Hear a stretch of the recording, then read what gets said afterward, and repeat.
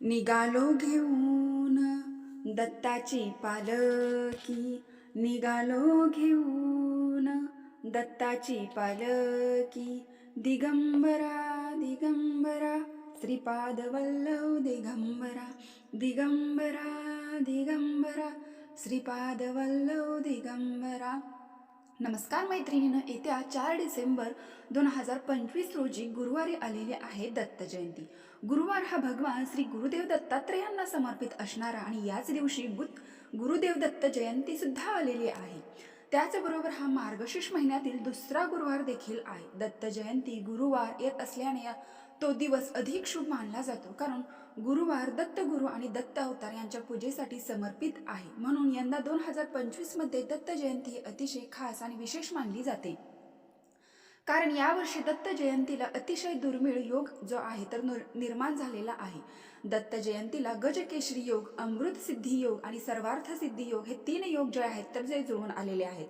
गजकेशरी योग गुरु आणि चंद्र यांच्या संयोगाने तयार झाला होता, तर अमृत सिद्धी योग आणि सर्वार्थ सिद्धी योग कृतिका नक्षत्राचा संयोग देखील महत्त्वाचा मानला जातो. भगवान दत्तात्रेयांची जयंती दत्त जयंती म्हणून ओळखली जाते. दत्तात्रेय ब्रह्मा विष्णू महेश या त्रिमूर्तीचे एकत्रित आहे, म्हणून या दिवशी त्यांची पूजा केल्याने हे तिन्ही देव जे आहेत ते प्रसन्न होतात. मार्गशीर्ष पौर्णिमा तिथीला मृग नक्षत्रावर प्रदोष काळात दत्तात्रेयाने अवतार घेतला, त्यामुळे दत्त जयंती ही प्रदोष काळात साजरी केली जाते.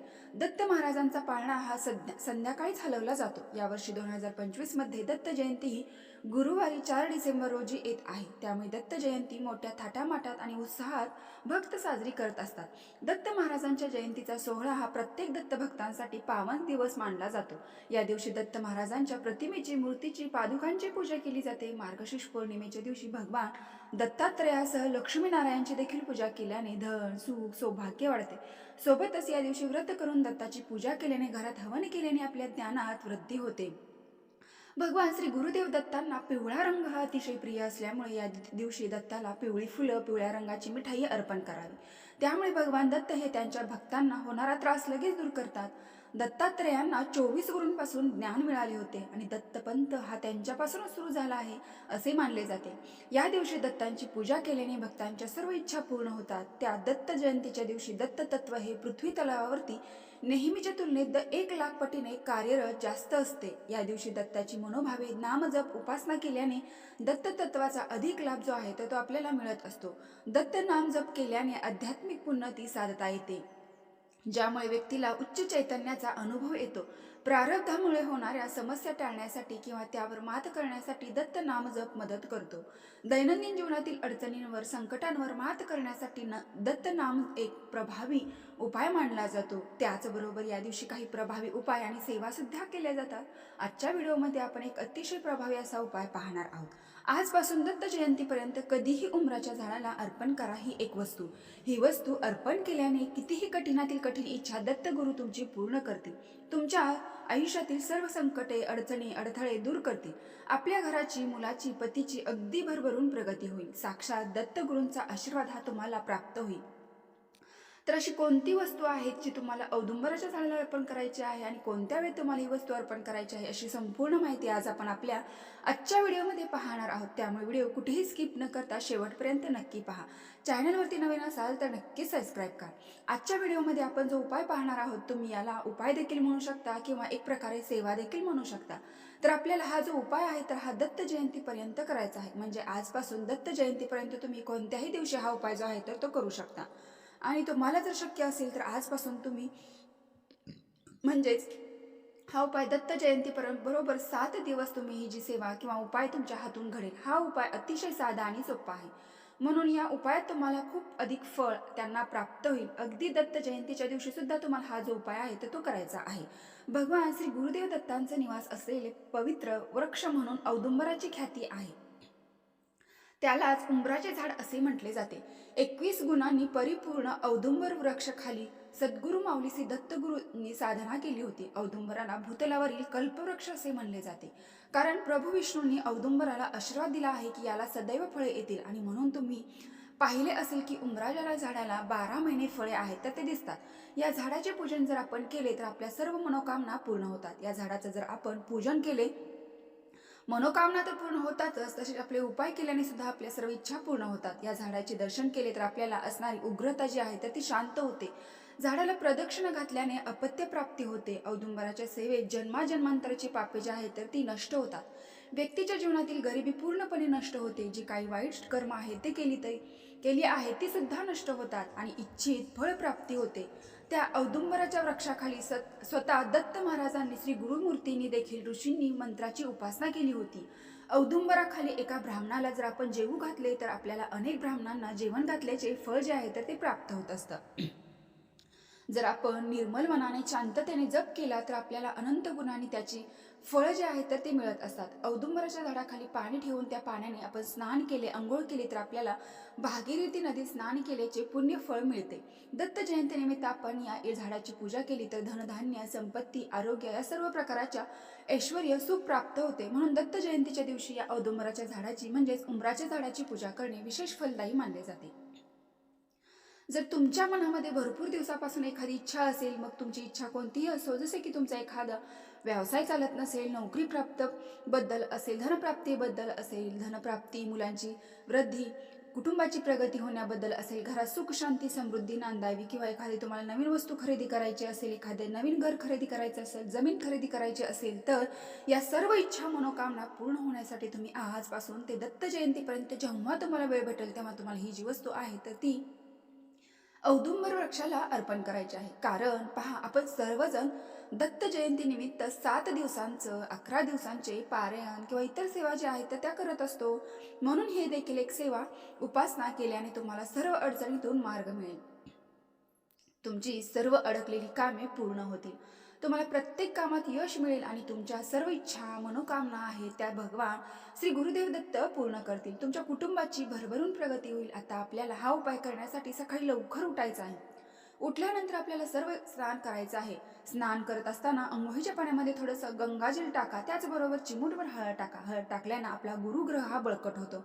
तसंच आपलं शरीर, मन, आत्मा शुद्ध होतो. जर आपण मन शुद्ध पवित्र असेल तर आपल्या उपायांचं फळ हे खूप झटपट मिळत असतं. त्यामुळे थोडं गंगाजल टाका, चिमूटभर हळद टाक. यानंतर आपल्या देवघरातील देवांची विधिवत तुम्हाला पूजा करून घ्यायची आहे आणि यानंतर तुम्हाला ही जी वस्तू आहे तर ती औदुंबर वृक्षाला अर्पण करायची आहे. तुम्हाला एक तांब्याचा कलश घ्यायचा आहे. त्यामध्ये शुद्ध पिण्याचे पाणी भरायचं आहे. त्या पाण्यामध्ये थोडेसे कच्च्या गाईचे दूध टाकायचं आहे आणि कच्चं दूध म्हणजे गरम न केलेलं दूध असतं ते टाकायचं आहे. यानंतर सोबतच तुम्हाला थोडीशी हळद टाकायची आहे. त्यानंतर आपल्याला एक मातीची बंती घ्यायची आहे. त्यामध्ये शुद्ध गाईचं तूप घालायचं आहे. त्यामध्ये कापसाची वात म्हणजे दुहेरी कापसाची वात जी आहे तर ती टाकायची आहे. 21 अखंड तांदूळ घ्यायचे आहेत. तांदूळ घेताना ते पिवळे करून घ्यायचे आहेत. त्याला थोडीशी हळद लावायची आहे आणि त्या पिवळ्या अक्षता तुम्हाला तयार करायच्या आहेत. यानंतर सोबतच तुम्हाला पांढरी अक्षदा, हळद, कुंकू, अगरबत्ती हे देखील घ्यायचं आहे. थोडीशी चणा डाळ, गुळाचा खडा सुद्धा तुम्हाला वाटीमध्ये घ्यायचा आहे आणि सर्व वस्तू घेऊन तुम्हाला औदुंबर वृक्षाजवळ जायचं आहे, म्हणजेच उंबराच्या झाडाजवळ जायचं आहे. तिथे गेल्यानंतर सर्वप्रथम आपल्याला दिवा हा प्रज्वलित करायचा आहे.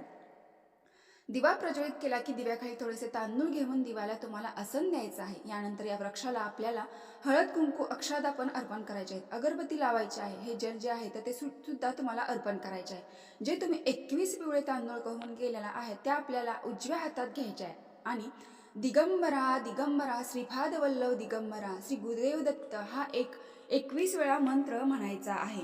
आणि हा मंत्र म्हणत असताना ते तांदूळ झाडाच्या बुडाशी अर्पण करायचे आहे. त्यानंतर ही चणा डाळ आणि गुळ जो आहे तर तो सुद्धा तुम्हाला औदुंबर वृक्षाला अर्पण करायचा आहे. त्यानंतर या झाडाला आपल्याला पिवळी फुलं असतील तर ती अर्पण करायची आहेत. पिवळ्या रंगाची मिठाई असेल तर ती सुद्धा तुम्हाला अर्पण करायची आहे.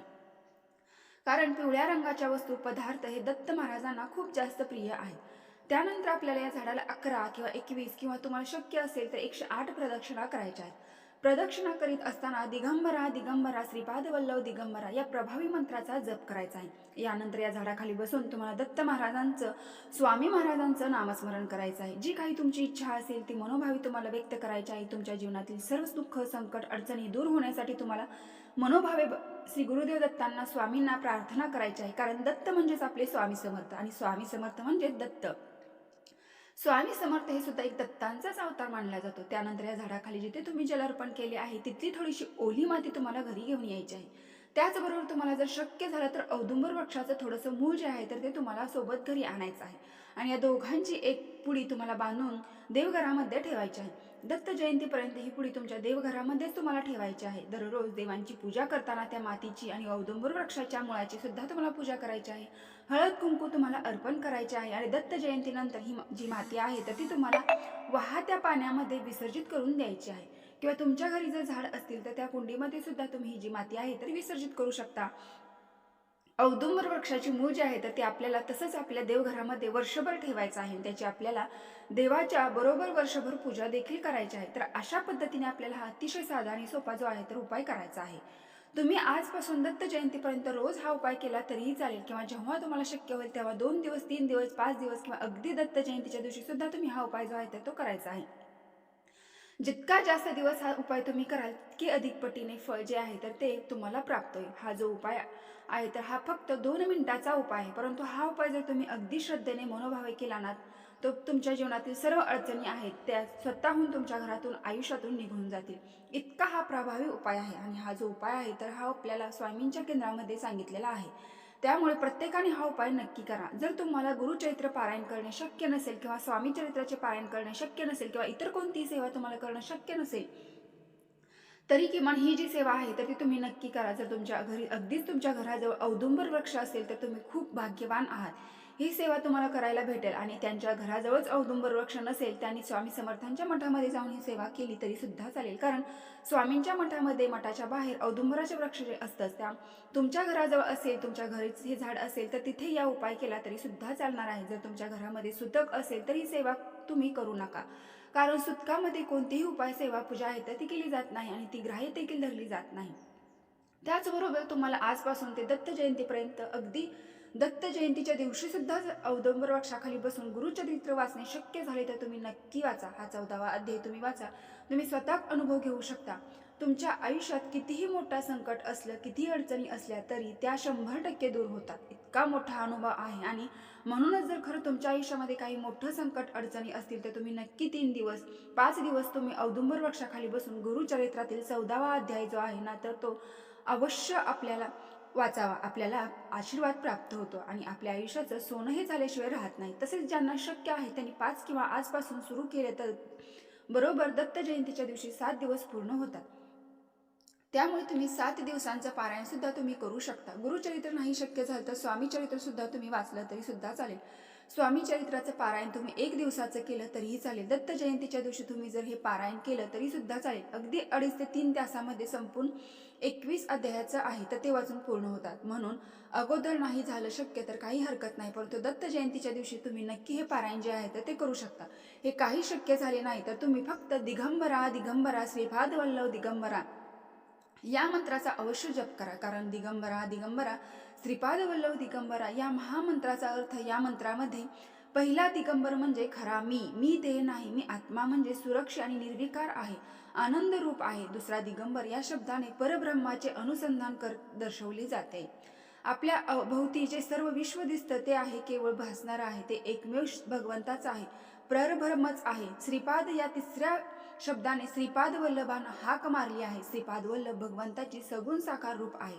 चौथा दिगंबर या शब्दात प्रार्थना आहे. माझ्यातील सर्व विकार नाहीसे करा, मला आपल्या जवळ आपल्या स्वरूप मला प्राप्त होऊ द्या, माझा देहरूपी भ्रम नाहीसे करा, असा हा दिगंबरा दिगंबरा श्रीपाद वल्लभ दिगंबरा या मंत्राचा अर्थ होतो. त्यामुळे तुम्ही हा जप अवश्य करा. जर तुम्हाला हा माहितीपूर्ण व्हिडिओ आवडला असेल तर व्हिडिओची माहिती उपयुक्त असल्यास तर व्हिडिओला एक लाईक नक्की करा आणि चॅनलला सबस्क्राईब करून आम्हाला प्रोत्साहन करा. धन्यवाद.